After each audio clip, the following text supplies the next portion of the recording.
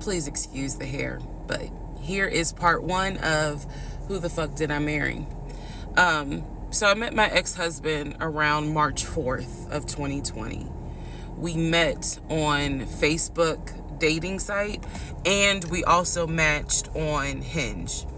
I did not realize that he was on both under two different names. So one was his actual name, and the other one was a variation, like a nickname that he called himself.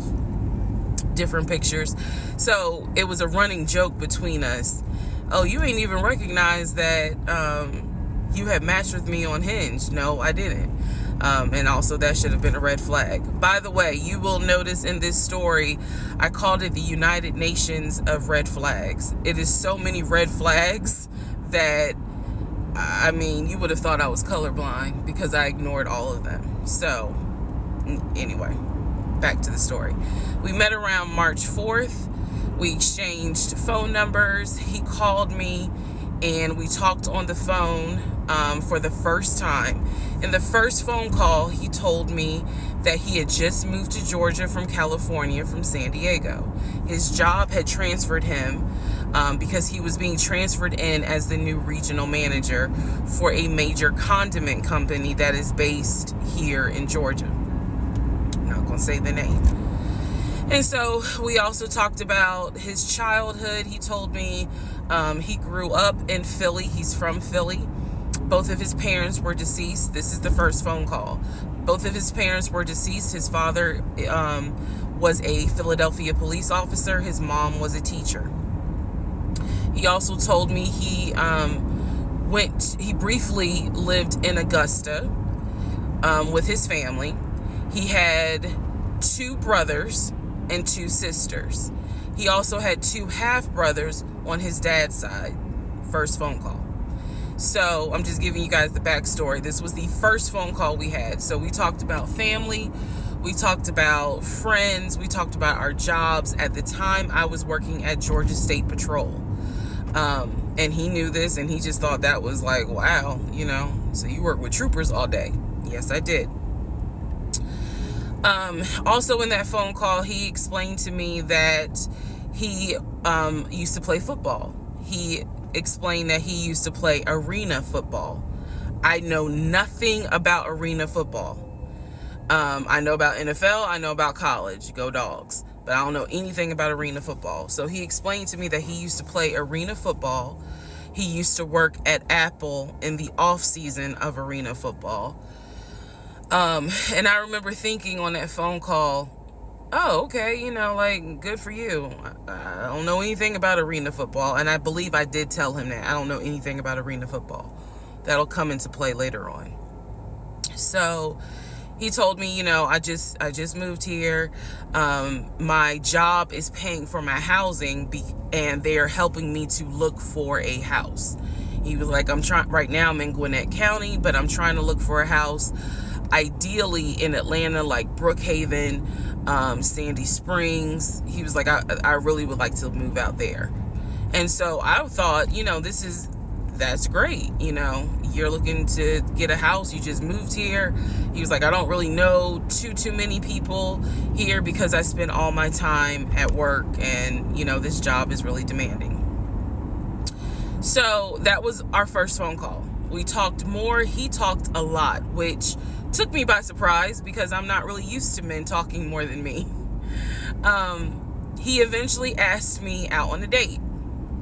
Our first date was set for Saturday, March 7th, 2020. He asked me what was my favorite restaurant. I said Cheesecake Factory. And so we agreed to go out at the Cheesecake Factory in a location that was in between. I lived in Clayton County at the time. He lived in Gwinnett County. I realized that if you don't know anything about Metro Atlanta, that makes no sense. But basically, we lived about 45 minutes apart. So we agreed to meet at the Cheesecake Factory over at Perimeter Mall, which is in an area, Sandy Springs, Dunwoody area. I was excited. Like, I called my friends and was like, I got a date, you know, blah, blah, blah. We'll see how it goes. First conversation was good. Hopefully he looks like his pictures, because, you know, that's always an issue with online dating. Hopefully he looks like his pictures. So on my way to our date, I took 285, and literally right before I got to Boulder Crest, the exit for Boulder Crest, I heard a boom, and I lost control of my car.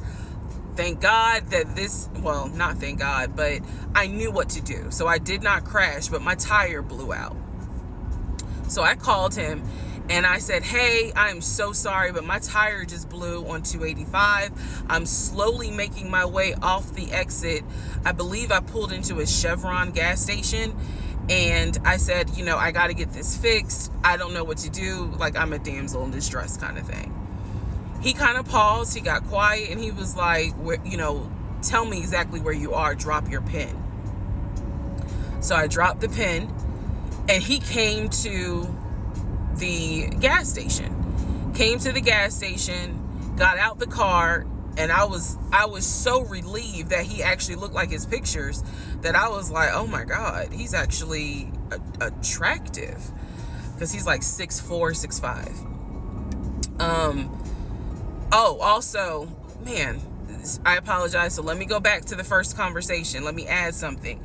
He did tell me in the first phone call that he was divorced, and that his ex-wife, she had 2 children, a boy and a girl, who were teenagers, young adults. I think the girl was about 20. And he said that he had a very close relationship with his stepkids. But that he and his ex-wife had divorced because she cheated on him out in California. And so coming to Georgia was a new beginning for him. She was still out in California. The kids were still out in California.